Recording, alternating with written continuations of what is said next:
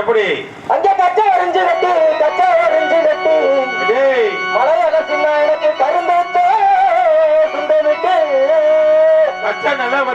கச்சா நல்லா வரைஞ்சு கட்டி தொட்டிகத்து தம்பி சென்னு கருங்கத்தை சுங்கமிட்டா கச்சா நல்லா எனக்கு வரைஞ்சு கட்டி கரும்பு எனக்கு சுண்ட விட்டு கச்சா நல்லா அடடா வரைஞ்சு கட்டி கருங்கத்தை அடடா சுங்கமிட்டே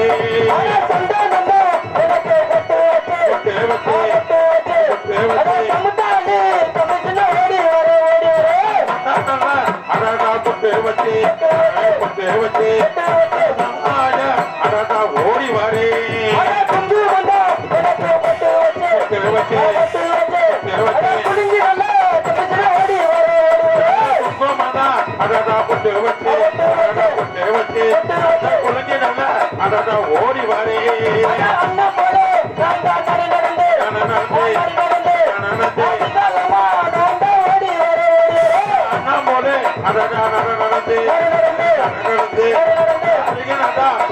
ஓடி வாரே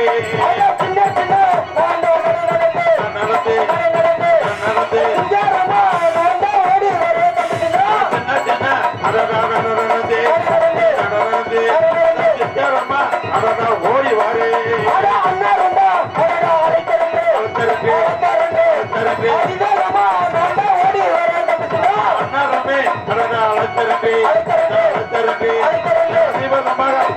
ஓடி வாரே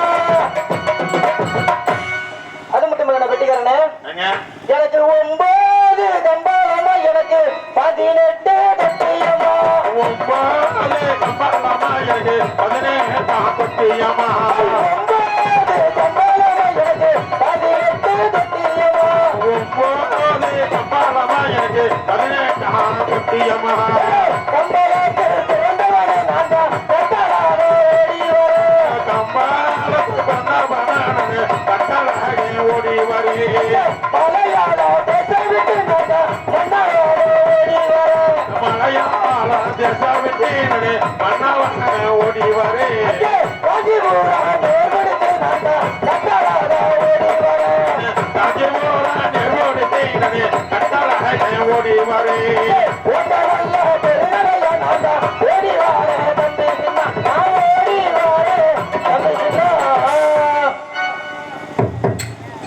கொண்ட பெரியவர்களே பெரும் மதிப்பிற்கும் மரியாதைக்குரிய தாய்மார்களே காலையில் காடு சென்று மாலையில் வீடு திரும்பி வரும் மண்ணை பொன்னாக்கி வரும் எனதரவை விவசாய பெருங்குடி மக்களே உங்கள் அனைவருக்கும் இதோ மேற்கு மலையாள தேசம் செட்டியத்து கிராமத்தில் ஆட்சி புரிந்து வரக்கூடிய ராமாநாயக்கரின் மகன் செட்டியத்து சின்னானின் முடிசாய்ந்த வணக்கத்தை தெரிவித்துக் கொள்கிறேன் வணக்கம் வணக்கம் வணக்கம் பல இருந்த போதிலும் எனது கதாபாத்திரத்தை துவங்குவதற்கு முன்பு விநாயகர் பெருமானை வணங்கிவிட்டு அதன் பிறகு எனது கதாபாத்திரத்தை துவங்குகிறேன்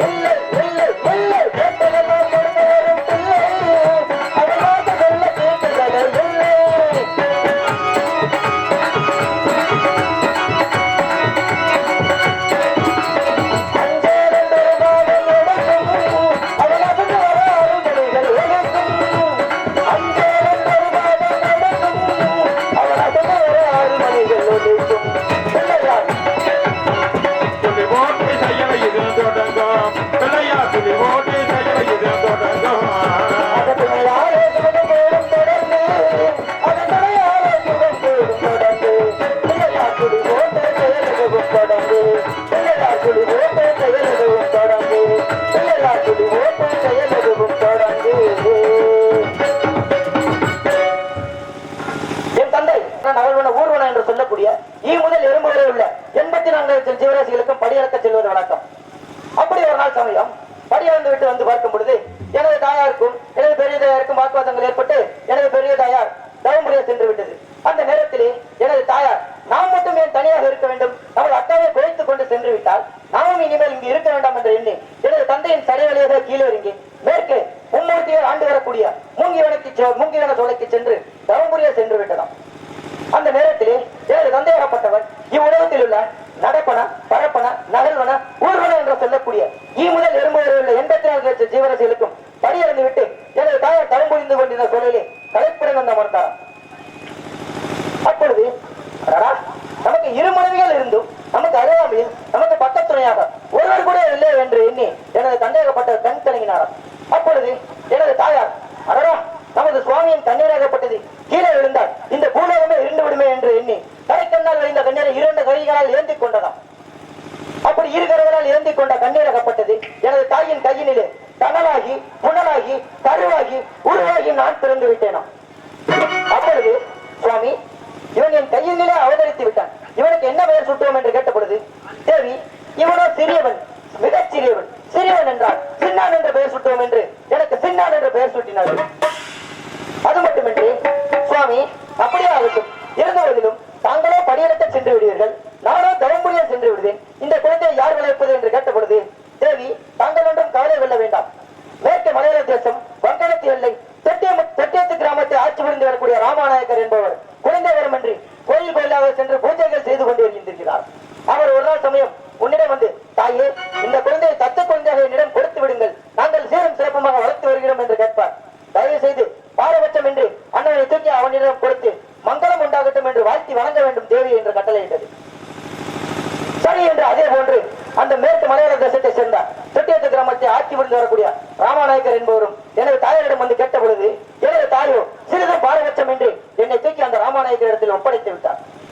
அந்த ராமநாயக்கரும் என்னை பாரியை அழைத்து வலதுகண்ணால் முத்தமிட்டு ஏந்தி எடுத்து இடதுகண்ணால் முத்தமிட்டு உருண்டச்சோர் திரண்டச்சோர் பால் பழம் அத்தனையும் கொடுத்து நன்கு வளர்த்து வந்தார்கள். அது மட்டுமின்றி மந்திரஜாலம், இந்திரஜாலம், மோடி வைப்பது, மோடி எடுப்பது, கூடு விட்டு கூடு போய்வது, யானையேற்றம், குதிரையேற்றம் அனைத்தையும் கற்றுக் கொடுத்தார்கள். கற்று தேர்ந்து முறையாக திகழ்ந்தேன், ஒரு வல்லவனாக திகழ்ந்தேன். அப்படி இருந்த பொழுதிலும் ஒரு நாள் சமயம் யானையேற்றம், குதிரையேற்றம் அனைத்தும் கற்று முடித்த பிறகு நானோ எனது கோட்டையில் ராஜ்யம் செய்து கொண்டிருந்தேன். இருந்தும் எனக்கு வயது வாலிபம் வந்தவுடன் அந்த நாட்டினிலே எனக்கு பட்டயம் கட்டி வைத்தார்கள். அது மட்டுமின்றி வயது வாலிபம் வந்தவுடன் அந்த நாட்டினிலே 2 பெண்களையும் எடுத்து எனக்கு மனம் முடித்து வைத்தார்கள். அது மட்டுமா, எனக்கு பணிவிடை செய்வதற்காக காலை ஒரு பெண், மாலை ஒரு பெண், மாதம் 60 பெண்கள் வருவார்கள். 60 பெண்களையும் மோகித்தேன். சுருக்கமாக சொல்ல போனால் எனக்கு 2 மனைவிகளும் 60 வப்பாட்டுகளும் உண்டு.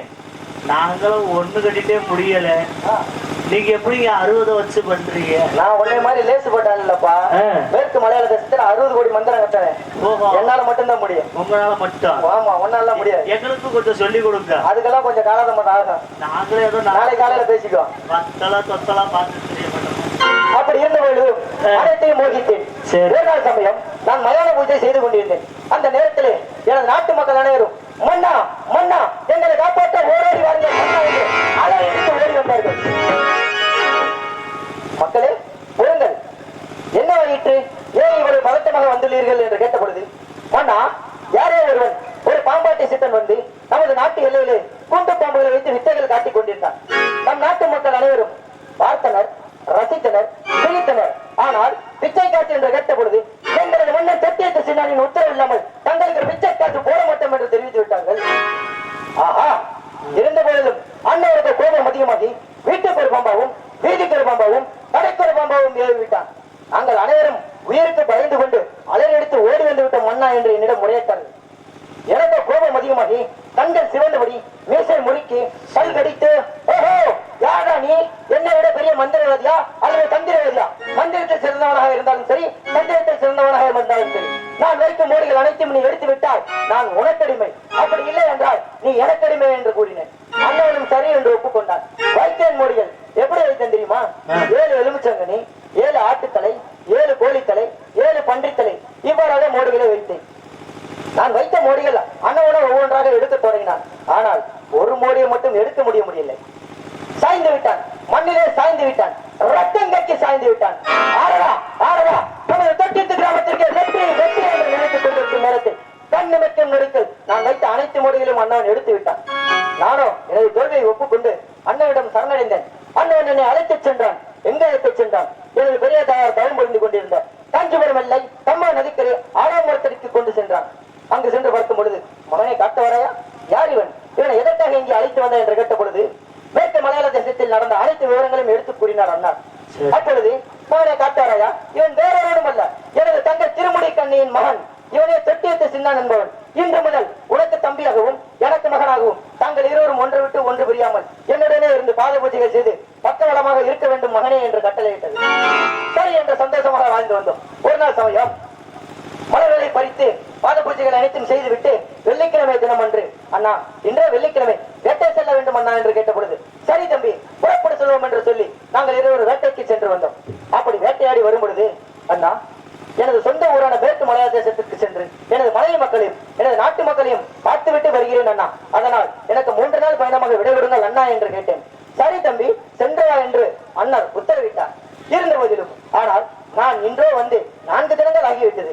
அண்ணார் என்னை காணாமல் என்று தேடிக்கொண்டிருக்கிறார். அண்ணார் அழைத்திருக்கிறார். உடனடியாக அழைத்த காரணம் ஏது என்று உடனடியாக கேட்டு தெரிந்தாக வேண்டும். இதோ செல்கிறேன் அண்ணாரை பார்க்க.